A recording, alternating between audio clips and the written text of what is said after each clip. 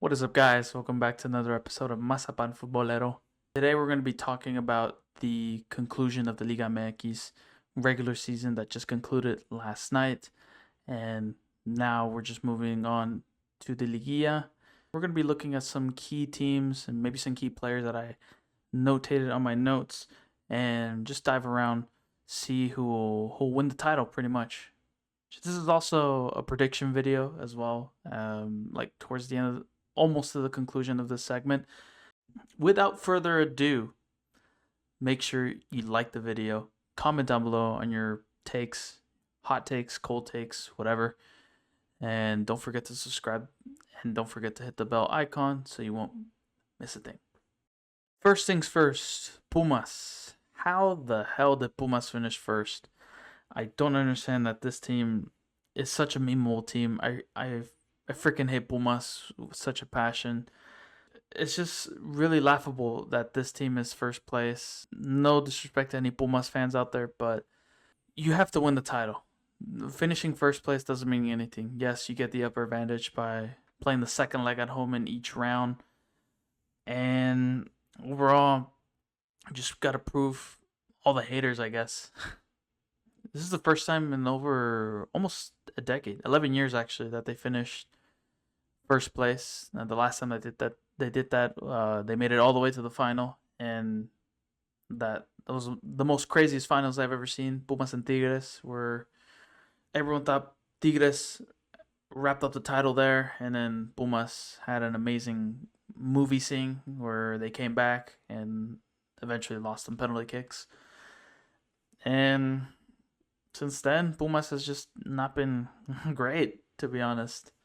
But I think this Pumas team is really different because they've really achieved a lot of things. I mean, they finished first place. They only have one defeat, one single defeat, and that was against Toluca, I believe. And since then, they just went in an insane undefeated run.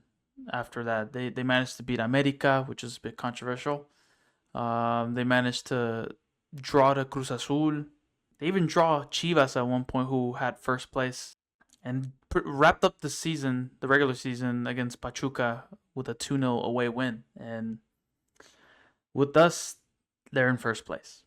I gotta give props to Efrain Juarez for having, I guess, like a reinstate season for Pumas. And last season, he was actually not that great, but he did his best. Pumas weren't that even that great at that point, but now at this stage, he has revamped the squad pretty much. They have one of the best goalkeepers in CONCACAF history with Keylor Navas. Another key players such as Kevin Morales, Juninho, who both have 7 goals actually. Ala Medina having 4 assists, and another player that I saw on social media is Uriel Antuna, and this is quite funny. Uriel Antuna finishing with most GAs than Piojo Colorado in less than 700 minutes, while Piojo had 1,365 minutes, which is quite laughable. And that kind of pisses me off because I've been an Antuna hater, or actually, us Mexican fans have been an Antuna hater ever since he got onto the national team. And I feel like Vasco Aguirre might change his mind over Antuna, but I think he's going to stick with Piojo Alvarado. Moving on to Chivas, and I mean, what can I say? This team, a stacked team when it comes to attack base, I guess. Ormia Gonzalez, what can I say? What a player. He is carrying this team.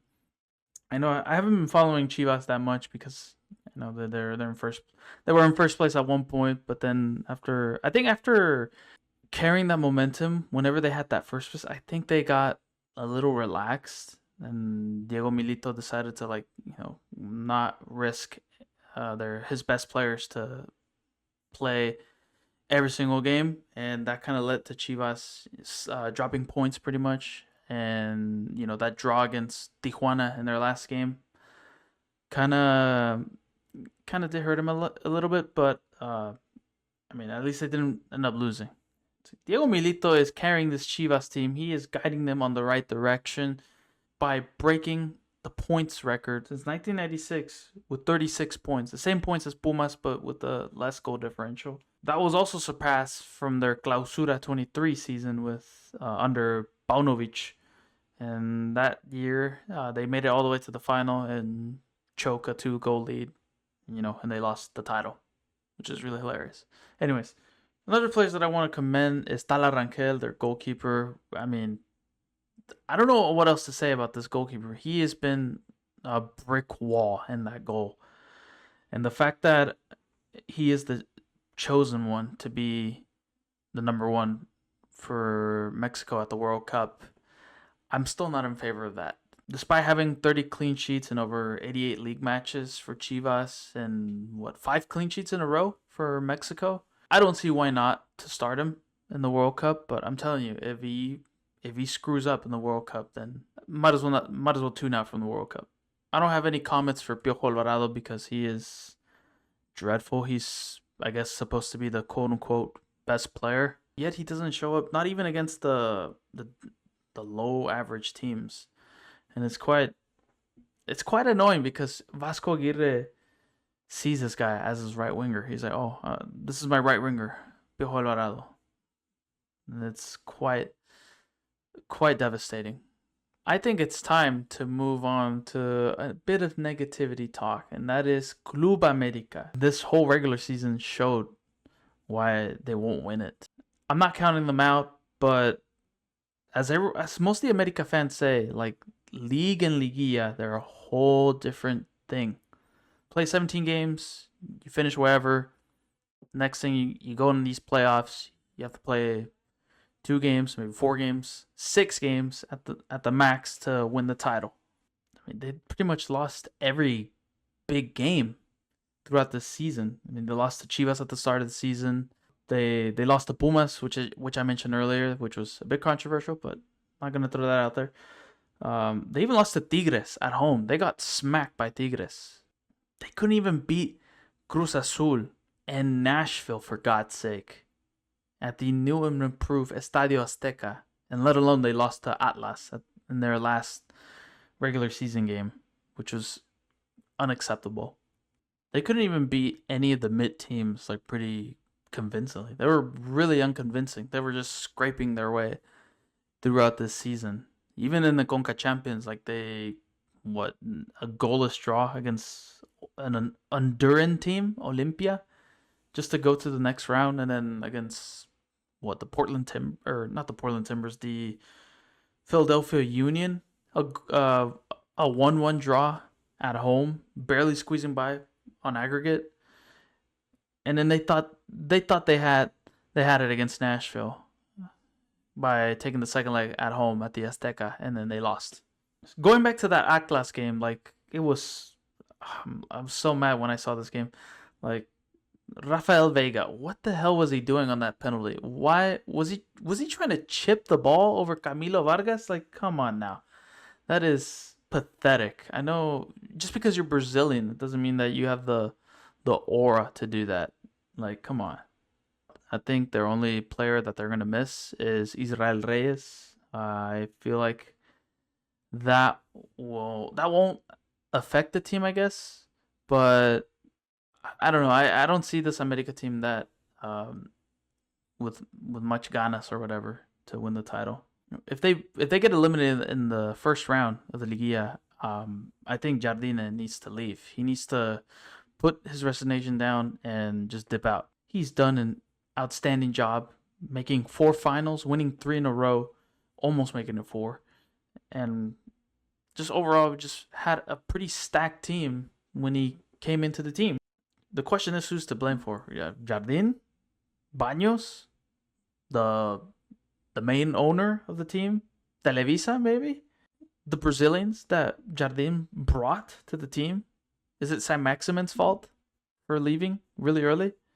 It's just a whole mess. Like, they need to hit the reset button and just inquire a new staff board, a new coach, I guess, and various new players. Because I know for a fact that some of their key players that were part of the Tricampeón will leave eventually at the end of the season.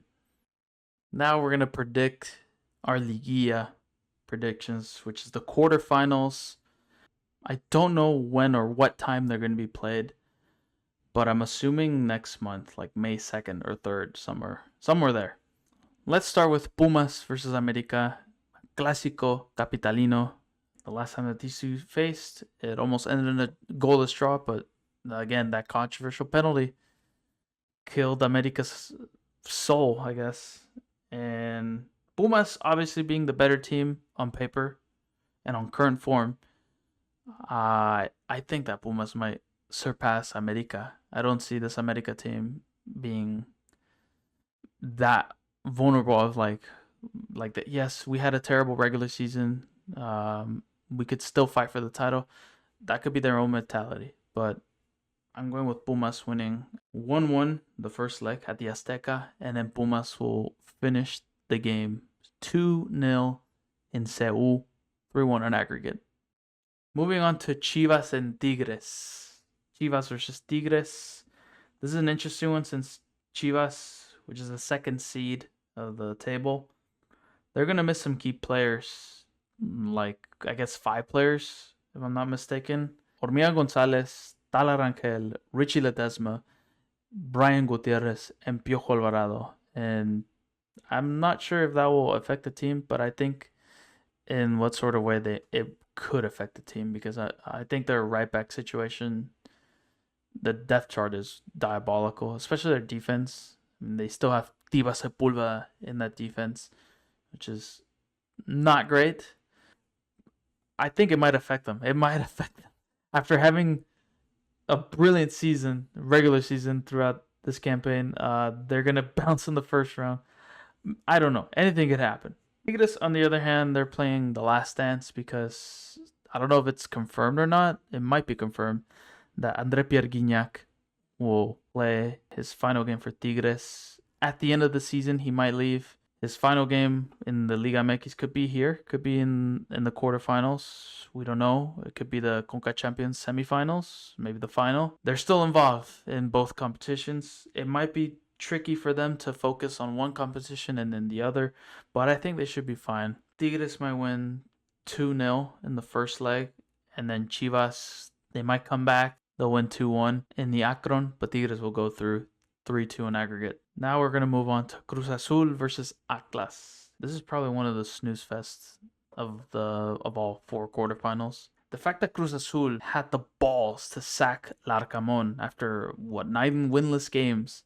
Obviously that streak ended by destroying the Necaxa at the Azteca. Maybe they could bounce back from this. I mean, they're only going to lose 2 players, and that is Eric Lira and Chari Rodriguez. I don't think Cruz Azul won't be a difference missing those 2 players, but we'll see what happens. Atlas's wins have been really narrow. I mean, looking at their form, they're just 1 goal margin against the same mid teams as them, I guess. They will try to defend their soul for 90 minutes just to get a narrow win. I mean, you saw that against America, how they played. I think Cruz Azul will run by this easy. They'll draw the first leg in Jalisco 1-1, but Cruz Azul will destroy them at the Azteca 3-0, 4-1 in aggregate. Finally, to end off this segment, we'll have Pachuca versus Toluca.